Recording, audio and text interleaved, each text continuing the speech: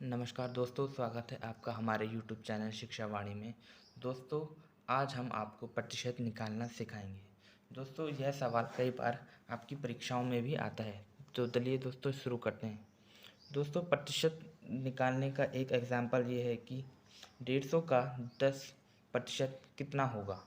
तो दोस्तों, इसको समझने के लिए हम सबसे पहले 150 तथा का जो का अर्थ है दोस्तों वह गुणा होता है। तो गुणा में का प्रतिशत कितना प्रतिशत निकालना है आपको, तो वह संख्या यहाँ पर दर्ज की जाएगी। तो दोस्तों, हम 150 का 10% निकाल रहे हैं, तो यहाँ पे 10 आएगा। दोस्तों, उसके बाद जो प्रतिशत होता है, तो उसको प्रतिशत निकालते समय हम जो है इसका कुल भाग जो है हम 100 से करते हैं। तो दोस्तों, 150/100। उसके बाद दोस्तों हम इसको काटते हैं, तो 0 से शून्य कट गया, शून्य से शून्य कट गया। तो दोस्तों, इसका 150 का जो कुल प्रतिशत होगा वह दोस्तों होगा 15%। दोस्तों, यह बहुत ही एक सरल सा उदाहरण था। तो चलिए दोस्तों आगे चलते हैं। तो दोस्तों, समझने एक और एग्जाम्पल से समझते हैं इसको। दूसरे एग्जाम्पल की तरफ चलते हैं दोस्तों की क्वेश्चन ले लेते हैं दोस्तों। 425 का 15% कितना होगा। तो दोस्तों, 425 का 15% निकालने के लिए हम 425 गुणा गया कितना प्रतिशत निकालना दोस्तों, हमें 15% चाहिए, तो 15/100। तो दोस्तों, आपने कई वीडियो में देखा होगा कि हम जो है कई बार जो है बड़ी संख्या को छोटी संख्या से पहले काट कर उसको हम छोटा बनाते हैं ताकि हमें गुणा में आसानी हो। लेकिन कई बार दोस्तों इस प्रकार हो जाता है कि हमें जो है समझ नहीं आता कि हमें किस प्रकार से संख्या को काटना है। और कई उदाहरण हैं दोस्तों जो आपको परीक्षा में देखने को मिल सकते हैं।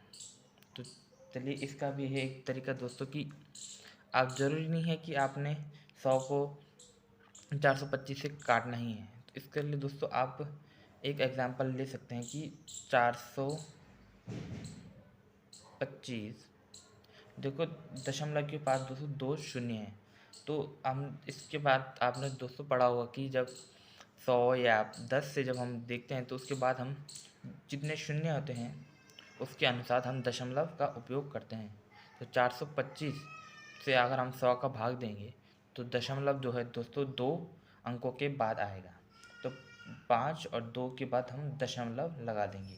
उसके बाद हम गुणा, दोस्तों इसकी गुणा जो है हम 15 से कर देंगे। उसके बाद दोस्तों जो आंसर आएगा दोस्तों इसका कुल उत्तर 425 गुणा गया 15। तो हम कर देते हैं, देखो 5 पंजे 225 हासिल 2, 5 दूनी 10, 2 12 को 2 हासिल लगो 1 बचता है, 4 पंजे 20 और 1 21 गुणा गया 5 को 5, 2 को 2 और 4 को 4। 5 को 200 हम 5 करेंगे, 5 2 7, 3 और 6। उसके बाद दोस्तों हम दशमलव देंगे तो 2 अंकों के बाद दशमलव। इसका जो आंसर आएगा दोस्तों 63.75 होगा।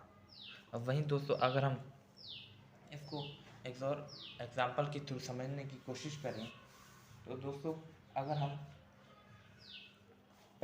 हम इन दशमलव को भाग ना देकर सीधे सीधे कर लेते हैं।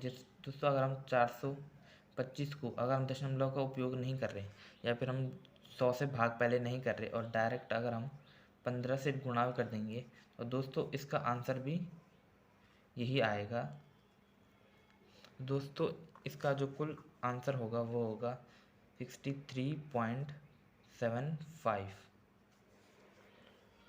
दोस्तों अगर हम तीसरे एग्जाम्पल की ओर चलें तो तीसरा जो एग्जाम्पल होगा वो होगा 1500 का 25% कितना होगा।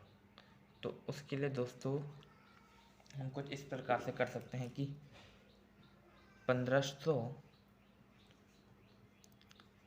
गुणा गया 25/100।